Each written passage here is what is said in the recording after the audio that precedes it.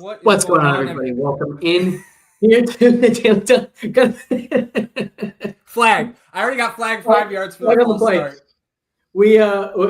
We didn't talk about who was going to host the show because usually I'm the one screen sharing, and today it has to be Zach since I'm in Pennsylvania and can't play underdog right now. we didn't talk about who's going to actually do the hosting, so flag in the place instead.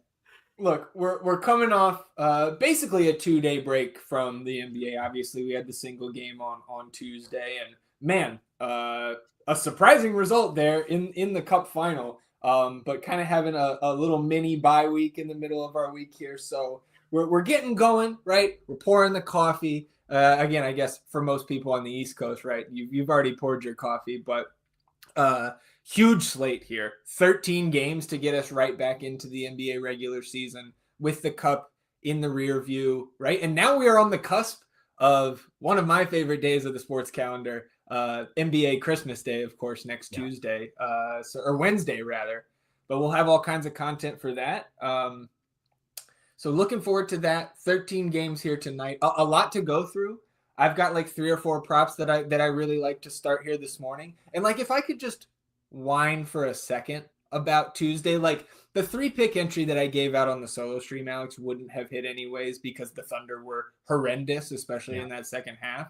But to have the Giannis first quarter rebounds and talk myself off the full game because I thought the Thunder would be the ones doing the blowing out, and he comes up one short. We get the entire first quarter. He does not come out. 3 rebounds, finishes with 19. So if anybody took my my thought on laddering the full game rebounds, then you did. You were happy with that, but gut punch. Yeah, well, I don't know if you noticed too, but on the Monday Night Football games, we needed the Swift under. He went over only because of a running into the punter penalty. Yep. So that was not fun. And then we also had Jacoby Myers for a different 3-pick. And the first wide receiver reception for Las Vegas came with like 5 minutes left in the game, and he ended up getting to 59 receiving yards. We needed 62. So that was a pretty tilting day. However, can't tilt too much because we at least had a fantastic DFS weekend in the NFL streets. Hopefully we continue that tonight on the NBA side of things.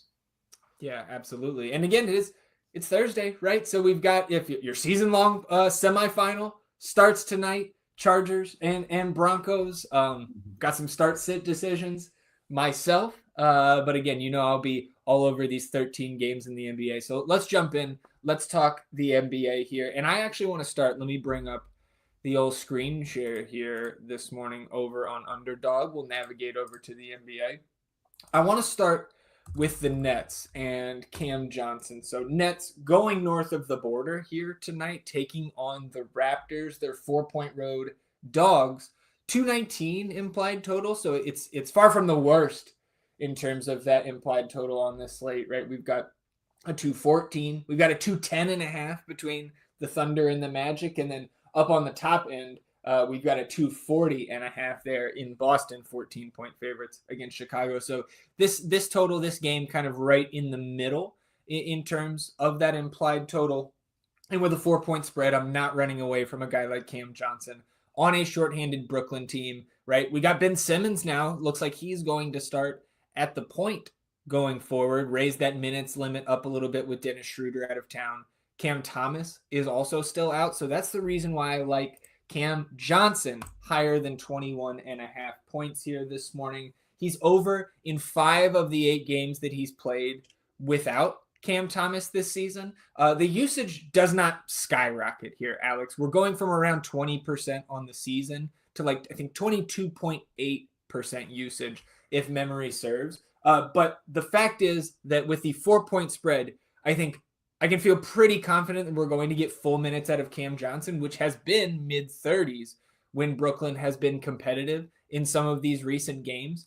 And this is where I get the kind of hint from the model to start the day where he's projected for 24.3 points. So again, even if you think that's a little hot, it's almost 3 points over this line at Underdog. And again, on the surface, it makes sense to me with kind of the new look Brooklyn Nets as they really start to rev up this this tank job that they're working on this year. Yeah, I agree with this one. I think it's just well thought out. Honestly, don't have a ton to add to it. It's just solid.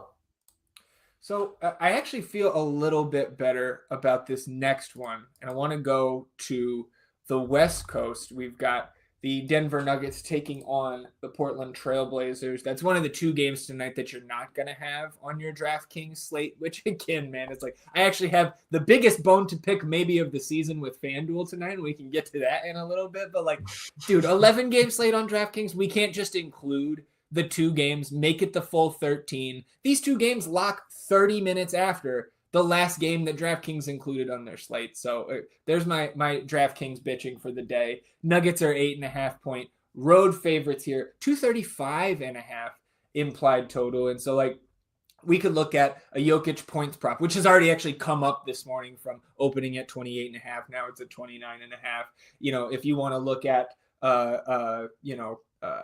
Jamal Murray or Michael Porter Jr., like I'm fine with that, but I'm locking in on Aaron Gordon here and his rebounds prop, which is set at 5.5. We're going to go over on that number. We've got him projected for 6.7 rebounds against the Blazers here tonight. Alex, he's averaging 6.1 rebounds per game on the season, but we know Aaron Gordon has had an injury shortened start to the year, just 13 appearances so far in 2024. So I want to exclude that 13th game where he got hurt 4 minutes in. So of the remaining 12, he's over this 5.5 number in 8 of those 12. 2 of those 4 misses, he was at 5 rebounds. And the other 2, he played 24 minutes or less. So I think that's the biggest threat to me for this prop is massive Denver blowout, right? Portland just can't get it together. Jokic leads this team to a massive lead. Mid-third quarter, we start to see these starters sit down. Again, it's an 8.5 point spread, though, and there's not a lot of options, especially if Christian Brown is out again. Like, then this rotation, we don't have many options to take those minutes other than, like, with new guys into the rotation, right? Those minutes kind of disseminate amongst the remaining guys, the remaining main pieces in this Nuggets rotation. So I really like this Aaron Gordon number. I feel like it's a little bit too low for what we should expect on a night-to-night basis. And again, the model backs it up with a projection closer to 7 than 6. Yeah, Portland's also allowing the 4th most rebounds per game. So it's just really solid. Like you would expect him to get to, even if there is blowout, why would they blow them out? Because Portland can't make a shot. If they can't make a shot, that's even more rebounding opportunities. So this seems... I'm with you. I think it's a better play than Cam Johnson, which I don't think is necessarily saying that like the price isn't more or less wrong on the points. It's more just as we talk like day in and day out on the show about these picks, one thing you guys probably notice is we always feel a little bit more confident on rebounds or assists or stocks because points are just really volatile. We can know with certainty that 21.5 is the wrong number for Cam Johnson. And that doesn't mean that it's 60% likely to hit. It might just mean it's 54% likely to hit or 56%. Whereas when we can say, 5.5 is wrong for Aaron Gordon, that probably means it is close to 60. So just something I always like to think about with points, just kind of keeping everything in context, which means when we find these rebound picks or stock picks or assists that we really like, it's just like it's that much more confident that we can be. Yeah, absolutely. I see our buddy in here bringing up some more PGA talk. I think 20 days out from TGL. Yeah, and I kind of almost a little bit weird there, Akasol. Like we've got regular events starting in 2 weeks. We don't need to be this excited about TGL, but yeah. I will say it speaks volumes to how good the PGA product is when we've got people this excited this many weeks out. So I can't wait for the start of PGA, especially because we're going to have at least some version of contest sims ready by the Super Bowl for PGA. So pretty awesome months ahead for us. Yep.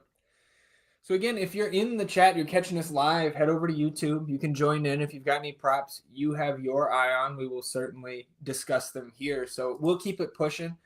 I'm going to San Antonio tonight, Alex. This is one of the most important games of the Spurs season. With the Hawks coming to town, you got to deal Atlanta 2 losses this season, owning their unprotected first next summer. So I'm going to Jeremy Sohan here. And this is the first time this season I think I've put in a call for a double-double prop. I'm going to the Jeremy Sohan double-double, 1.44x. So let's talk about it, right? You mentioned how low Portland ranks, right, in terms of rebounds. The Hawks, not quite that bad, right? They're not bottom 5, but they're bottom 10. So we're bottom 3rd in the league here in terms of rebounds given up to opponents. And now, like, we've got Sohan projected 14.6 points, pretty standard there. 9.1 rebounds, so the projection comes up a little shy of a double-double. I also don't hate the PRA. That's 26.5. I think our projection is right around there. And I would lean to the over there as well. But, like, I just like this one better for the multiplier. Like, we should expect him to crack 30 minutes once again, which he has in all but one of his starts this year where he wasn't injured. And that was opening night.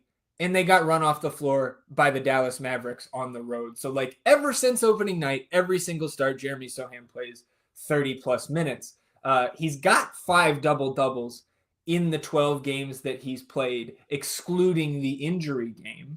But that sample also includes 3 games off the bench when he was coming back from that broken hand. And 2 of the 7 games that he's missed, it's been by just 1 rebound. So seeing Sohan get back into the starting lineup last time out, Steph Castle to the bench, I expect that to continue moving forward. And I think if Steph Castle breaks back into this lineup, it's for a Harrison Barnes. It's for a Julian Champagnie. And I don't think that is on the horizon. I think Castle will remain in a bench role for at least the next few weeks. So Sohan coming out here in a game that I believe is still just a 1-point spread.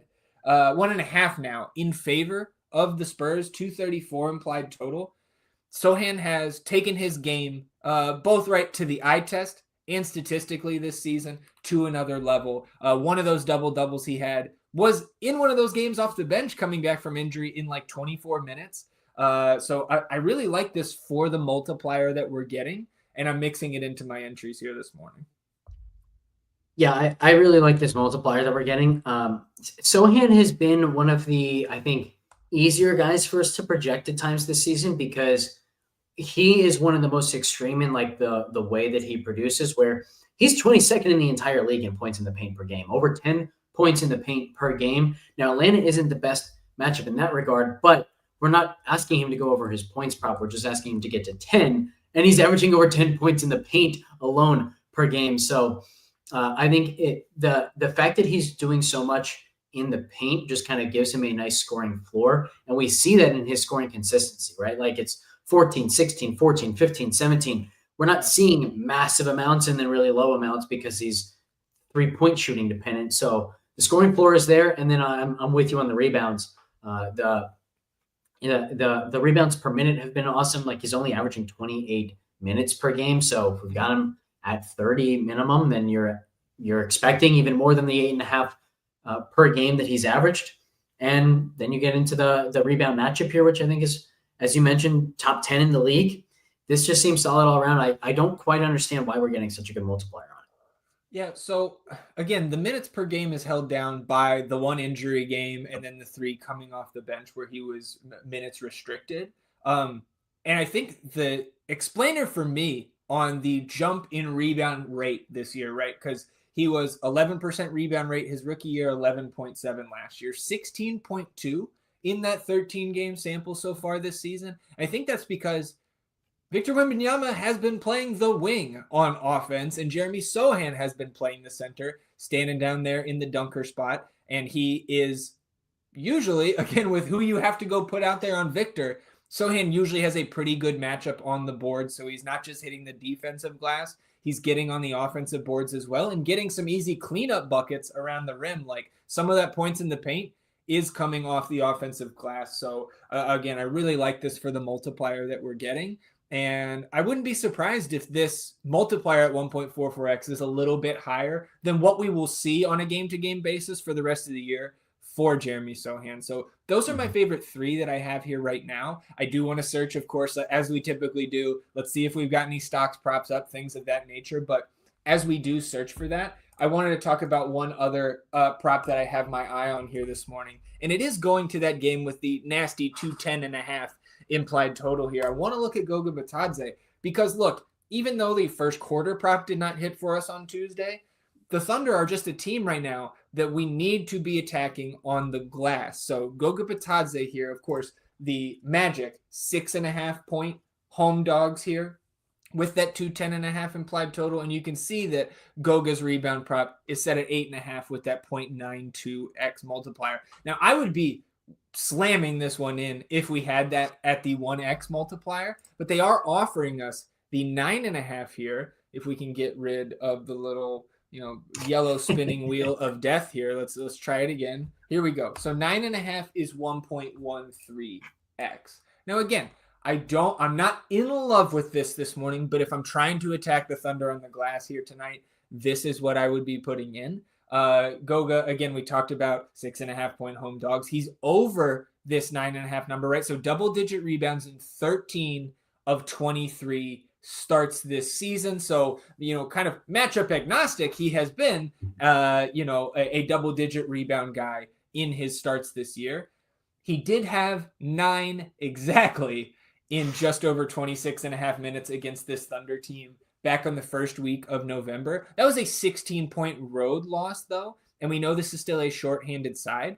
The fact that it's only a 6.5 point spread, like if this is competitive, I expect Goga Bitadze to be playing another big role here tonight because of how good he has been, not only on the offensive end, not only for fantasy in terms of his point per minute efficiency, but like his rim defense is what has traveled with him, throughout his young NBA career here with the Pacers and now with the Magic. So I think he's going to be out there. We know how advantageous the matchup is. By far the worst rebounding team in the league are the Oklahoma City Thunder. So this is one that I am going to be mixing in here this morning. But again, if we can find a couple other props, I'm not sold on this one being in a potential 6 pick if we can find 3 others. Yeah, and we will have NFL too to add. And True. Unfortunately, like here in Pennsylvania, I'm on the Underdog app right now. I can only see fantasy points for NFL. So it's not even that I can't play. I can't even see the damn lines here where I'm at. So I'm going to have to, I think what I'll do is I'll just use our prize picks tool and just kind of assume that, hey, underdog lines are probably going to be pretty close and be able to come up with some stuff, at least on the NFL side for our subscribers as well, which we will then be able to turn into at least a 6-pick play here with these NBA plays. Let's see if we can get blocks and steals here. We do have the board. So I'll give you another zoom or two here, Alex, so we can kind of look at this together on screen. And of course, we're not location restricted for our NBA projections here at FTN Fantasy. You can access those in all 50 states. So I will also have that up in the background. I know you've had you've looked at a lot of data this season surrounding some of the best stocks matchups in the league. Is there anything that jumps off this page as I start to scroll? We'll talk about Zach Edey here, 2.5. Yeah. Stocks is his line. We'll talk about him on the DFS side of things. Tari Eason there at 2.5 against the Pelicans. On the surface, I don't hate that because I do think we see Tari Eason's minutes come back up to the mid-20s tonight after he was losing time, and I think fairly so, in those knockout games that the Rockets were playing in for the Cup. So I think he gets back to kind of a normal rotation here tonight. OG, Derek Lively, Jamal Murray. Anything jumping out to you? Yeah, if you go up a little bit, the Jalen Duren one caught me immediately, but it's at 0.8x, so I don't think we can go to that one. I think there's a decent chance that at some point today that will jump to 2.5 and be a really strong multiplier. Would have interest there. Utah's been one of those matchups we've picked on all season long. 4.5 stocks for Wembanyama, I think, is awesome against Atlanta. They're another really good stocks matchup, and 4.5. You and I mentioned every single time Wemby is at 4.5, we have interest. And then Anunoby against Minnesota. Minnesota has become a really good stocks matchup. They've been a really good stocks matchup for centers all season, but they've been a really good stocks matchup for everybody of late. And we know Anunoby has kind of been on fire in the stocks department. So that one's interesting as well. Yeah, I think the Anunoby one, I'm totally with you there. And of course, Victor Wembanyama. I'm always in for an over 4.5 stocks here. The projection's not as rosy on Wemby compared to Anunoby in the model here at FTN Fantasy this morning. And again, on this board, like I don't see anything I absolutely love here Yeah. this morning. So I think for me at the moment, I'm probably going to round robin these 4 picks that we have up on screen. But of course, like with 13 games, the fantasy point props to come and any news that hits leading up to lock here tonight, like we're going to have more picks posted in the Pick'em Games channel throughout the day. And not just on the NBA side too, right? I know you're going to be concocting some NFL picks here for Broncos Chargers. So And anything else? I can play Showdown. So Tugan and I will be talking a lot about Showdown this week. We will also, by the way, be doing a lineup review of both my winning lineup this past week and his lineup, which won, I think, $300,000 in the DraftKings World Championship. Very similar lineups. Both were that New York Jets double stack with the Brian Thomas Jr. bring back. So I think that will be really valuable for people to kind of see, just kind of talking through those lineups.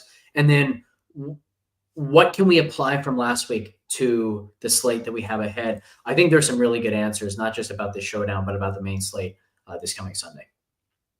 So again, the 4 picks we talked about here this morning that I've got in entries and Alex wishes he does up there in PA. Cam Johnson, higher than 21.5 points. Aaron Gordon, higher than 5.5 rebounds. Jeremy Sohan, double-double, 1.44x. And then Goga Batadze, higher than 9.5 rebounds. That's 1.13x over there on Underdog. I almost said FanDuel because let me get this out. Scotty Barnes, min price on FanDuel. He's upgraded to questionable today. I think he's playing. The Raptors are 4-point home favorites. He should be 100% owned. He's not going to be, and I appreciate those who don't roster him and donate to us tonight. Yeah. So that's where you can start on FanDuel. Why are we even changing his price? Like it's just for cosmetic, like so you don't have out guys in the normal player. Like I think that's what it is. Yeah, I think that they think that people aren't playing NBA DFS because they go to the pricing page and they just see out. Which, you know what, like might not be wrong, but if you're going to do that, you better price the guy where he should be if he has a chance to play. Like move the guys to min price who you know are out for the next 2 months. Right. Sure. Not a Don't week. mind that. Yeah. Yeah. But not when they might play. That's just awesome. So you can see on the FanDuel side. So I guess we can just kind of start here. 65% projected owned. I think that comes up throughout the day. I think we're 80 plus by the time we get to lock. And I wouldn't be surprised to see 90 plus. Because anybody who's paying any sort of attention today will play the small and power forward eligible Scotty Barnes over there on FanDuel. So these lineups are going to be loaded, and it's not just because of FanDuel's mistake there, right? We have no Luka Doncic on this slate. So like Kyrie is also questionable. Spencer Dinwiddie's going to look fantastic regardless. But if you are missing Kyrie, and I believe Jaden Hardy is still out as well. I have the 11:30 injury report here. Time-wise, we should actually have the 12:30, but looking at what the rest of what Dallas put out here tonight, again, they are taking on the Clippers on the road. Yeah, Jaden Hardy is still out. So it might not just be 90% on Scotty Barnes. Spencer Dinwiddie at 4,200, if Kyrie ends up out, could be 70-75% himself. Yeah. And I don't think it's bad chalk. Both of those guys, if they play, and Dinwiddie again, if Irving is out, they're just locks. And so like it takes a little bit of the fun away from the slate. But you have less decision points then on a 13 gamer over there on FanDuel, because of course they give us the full slate pretty much night in and night out. So those are the 2 value pieces on FanDuel specifically that are just, they're in every lineup until told otherwise. Zach, can you show the GPP scores for the DraftKings slate? I think there's an interesting thing to point to. Look at that Scotty Barnes GPP score. Yeah. Coming up to DraftKings here. Look, nobody over 5.5 in the GPP score here this morning. Mm-hmm. So what are you pointing to here? Look how many centers are at the top here. And so this is one of the things that I was talking about a lot in the baseball season, actually, when there'd be like a million different shortstops that projected well, but you can only play one of them and they all cost a lot of money. So this is one of those scenarios where all of these guys are under-owned in the sense that their likelihood of success is really, really good in comparison to their expected ownership. but they're not necessarily underowned by the true definition of the word because you can't use all of them, right? There's a cap for how many centers you can use. So I do think getting the center position correct tonight is going to be incredibly important. And there are two guys here who, when you have to be right about the center position, like I think a big thing there is not just being right about the value, but potentially the most points and which guy can really separate and break the slate. Wembanyama in an awesome matchup with Atlanta, and then Karl Anthony Towns in what's a better matchup than people realize against Minnesota in a revenge spot. Yep. What are your thoughts there? Like, to me, I'm surprised that he's projecting as low owned as he is, and maybe that'll come up throughout the day as people realize, oh yeah, this is that revenge spot that we marked on our calendars. But I think there's also enough like really good center plays on the slate that he might not become super popular. Yeah, I think we will see the ownerships rise on some of these spends, especially at center throughout the day, because we're going to get on a slate this big with as many Q tags as we have. Like, even if they're not all-star caliber names with the Q tags on some of these teams, the ripple effects of some of these guys missing that are questionable tonight will just open up more values throughout the slate. So like if we sort by projected ownership, like some of it is going to stay in the guard spots, because if Kyrie plays at 8,200, point and shooting guard eligible with no Luka, like he's going to rightfully pull a big number. Cade Cunningham against the Jazz with a doubtful Jaden Ivey, 9,800. Totally get why he, at this point of the morning, is the highest owned player. And then, like I mentioned, like Zach Edey at center doesn't have a great GPP score, probably in large part because a quarter of the field is getting to him at 4,300 against the Warriors here this morning. So I think you are probably on the right track thinking that like there's somewhat there's kind of an ownership cap on those two spend up center options because of how good things look elsewhere, and because there are other center only options that are going to project really well, not just in the GPP scores, but you know, wherever you're getting your projections from, you're going to have some good point per dollar values on some of these guys. When it comes to those two spend up centers though, you will be shocked, absolutely floored to hear that I prefer my guy down here in South Central Texas. I just think, again, as the Minnesota matchup has been better than I think most people expect on the surface. Atlanta in a game where the Spurs are favored at home, like this is the spot where you want, especially if he's low owned, this is where you attack Victor Wembanyama. In a game with like the difference between these two totals is what, like 22 points? Something like that. Like, I think it's 20 points on the nose here, but like, there's just a difference between the two games. And to me, there's just a difference between the ceilings on Towns and Wemby on a game-to-game basis, not even factoring in the matchup. So that's the exact point that I was about to ask or bring up. Can you go to just centers? Yep. And then sort by value, please. Center. Do you want power forward center guys in there or just only center? Power forward center will be included with centers. Okay. So you don't even need to do that. There you go. Okay, so look at the ownership for some of these guys like Edey, like Duren. I think is probably the best one to focus on. Duren 21% owned, a ceiling of 41.3, and then you have Wembanyama 9.5%. By the way, I manually tweaked Wembanyama up this morning, and maybe what we'll see throughout the day is I should leave that and tweak up Towns because of the narrative. So if that 9.5 might even be high for Wembanyama, if one of those two guys is going to steam, I think it's probably going to be Towns instead of Wemby. But look at Wemby's ceiling, 70.0.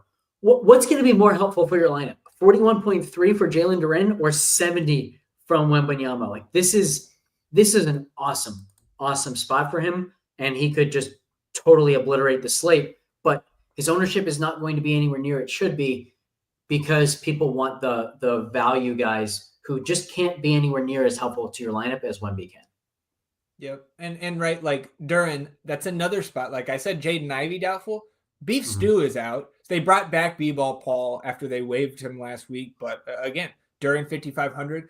And a name that you don't see here, Jakob Poeltl is out. So if Kelly Olynyk gets the start, and it could be Bruno Fernando, maybe that is the answer at the end of the day. Not the answer for our lineups, but for the Raptors in their starting lineup tonight, because we have only seen Kelly Olynyk back up Jakob Poeltl to this point. And when Poeltl went to the locker room against Miami like a week and a half ago and did not start that game, it was Fernando who slid into the lineup and Kelly Olynyk remained in his bench role. But if Kelly O gets the start, he's 5,500 as well. So for me, he would be in that mix if we're projecting him for, 26 plus minutes. He's still a great fantasy point per minute guy. And on FanDuel too, I think he's 4,400. So like maybe you're Olynyk, Scotty Barnes, Raptors pairing there for super cheap, and you put Dinwiddie in, and then you're just stacking the rest of your FanDuel lineup with great mid-range and top tier spend up options on the slate. Because again, like you also have on the FanDuel slate, you have the Jokic decision right at center, and you have Anthony Davis and Victor Wembanyama power forward eligible over there. So like you can really, really play like almost who you want on FanDuel. And of course, that's because we have a min price Scotty Barnes in all of our lineups. So I think it's going to be a little bit more fun from just like a competition perspective on DraftKings tonight, because we just have at least one free square over there on FanDuel. Yeah, agree with all that. See, any other notes that I had here? Of course, we'll have, the core article will be out later today on ftnfantasy.com. We'll have our top plays in the Opto.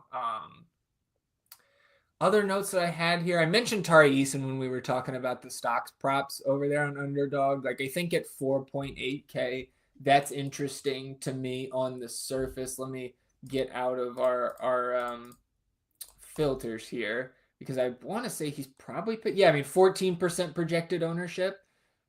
That doesn't jump off the page as over-owned, but then you think about it being an 11-game slate. Like if that number came up too much higher, I might shy away a little bit. But like Houston as a whole going up against this Pelicans team looks good, and you see it in the ownership there. It's like 5 straight Houston guys with Brooks, Eason, Şengün, Green, and Van Vliet all between 13 and 15% owned there. And I think for good reason. Like it's a great matchup against this lowly Pelicans team. The Rockets are 9-point home favorites, 217.5 implied total, but Eason I'm going to have some interest in if he stays in the low teens.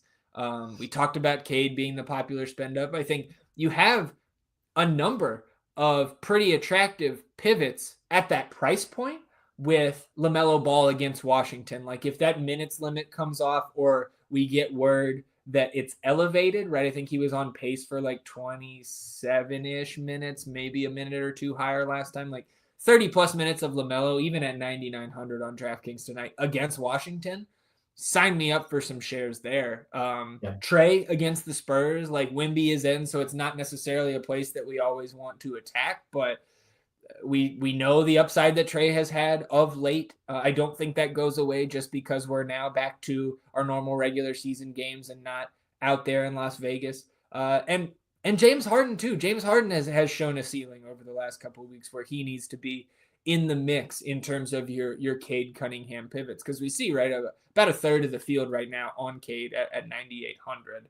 And we talked about Wemby. I think Sohan as well on both sites. I like him a little bit more over there on FanDuel. I think you can pair the two, or rather, you don't have to set a rule in an MME build to not pair those two guys together. Not something I'm doing in one lineup with any sort of priority. But when you're looking at the Spurs, I think Sohan and Wemby probably your two top options here tonight.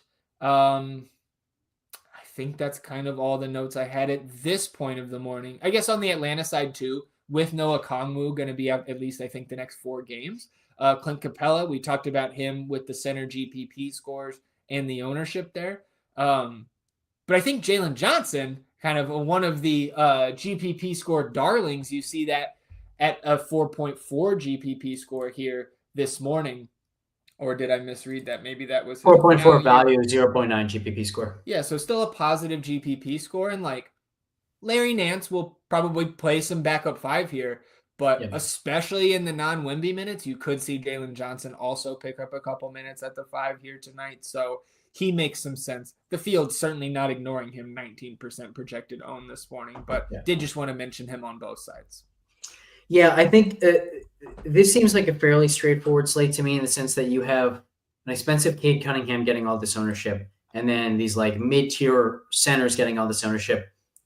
Pay up at center instead and see if you can find some good value pivots at the guard position, forward positions, and kind of attack it that way. I think that's like there's only so much you can do in a slate. I feel like just that decision alone puts you where you're in a positive expected value situation. That's kind of all we can ask. All right, everybody. I think that's going to do it for us here on the Thursday morning edition of the Daily Dime. Back tomorrow. And Alex, are we going to change? I think we may be adjusting our start times going forward because then we won't have to wait for these stocks props. We won't have to wait as long. Maybe we get some fantasy score props in here. So delaying these starts till 12:15, 12:30. What do we got? Yeah, we're going to go 12:30, and it's exactly for the reason you said. We want to have stock props ahead of time, and not just the fact that we'll have them available, but we'll actually potentially have time to do the research ahead of time with them, which allows us to be a little bit more efficient with the show. We want to keep this show kind of at a max of 30 minutes each day. And the more efficient we can be with the pick side of things, the more we can talk about DFS as well. Yeah, so looking for that later start time tomorrow. We'll see you all then. I see Josh coming in here at the end saying, Zach, Josh, I'll see you in chat, buddy. Appreciate everybody tuning in, sticking with us here on the Thursday edition of the Daily Dime. Enjoy your day, everybody. We'll see you tomorrow. Goodbye.